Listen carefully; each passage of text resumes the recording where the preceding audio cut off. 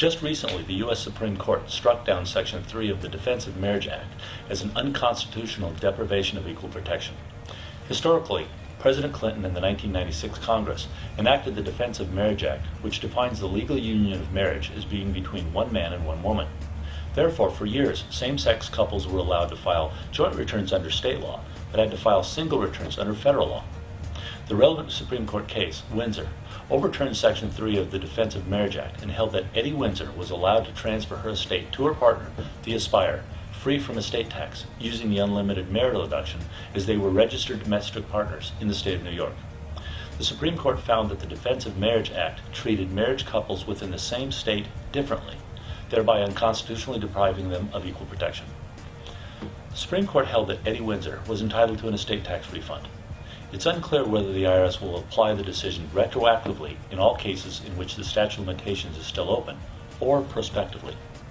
Therefore, same-sex couples may, but are not required to, amend their last 3 years' income tax returns and refile as married filing joint.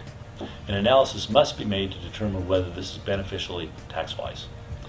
Following states recognize same-sex marriage, and all residents of these states must now comply with the ruling.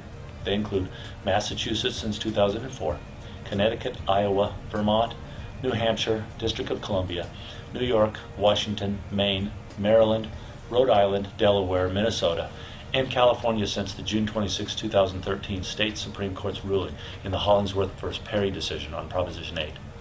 These states comprise approximately one-third of the U.S. population. This tax law firm is very familiar with the following tax breaks that are now available to legally married same-sex couples.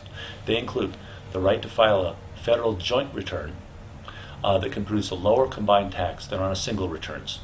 The second is that the legally married same-sex couples may obtain tax-free employer health care coverage for their spouse, and employers are no longer required to treat the value of medical coverage as additional income to that employee. The third is the opportunity for a surviving spouse to extend distributions from a qualified retirement plan, or IRA, after the first spouse to die, under more favorable tax rulings, and that employees may automatically qualify for survivor and death benefits under pension and 401k rules. The fourth includes the deductibility of alimony paid to a spouse or former spouse. And the last major benefit is the availability of innocent spouse, separation of joint and several tax liability, and equitable relief. All registered domestic partners in California and the other states that I mentioned should run an analysis to determine whether it's beneficial to file a married filing joint federal return for the last 3 years.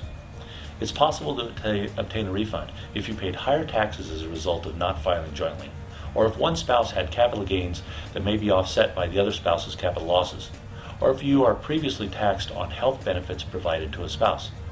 The marriage penalty for 2 high-income earners may be offset by the additional deductions on a married filing joint return. It's possible to file a protective claim in years prior to the 3-year statute of limitations and wait for the IRS or courts to determine whether this holding is retroactive. It's currently unclear the impact of this opinion on couples in states which sanction domestic partnerships or civil unions, and filing a protective claim may be beneficial if the issue is resolved favorably by way of tax litigation or code section changes.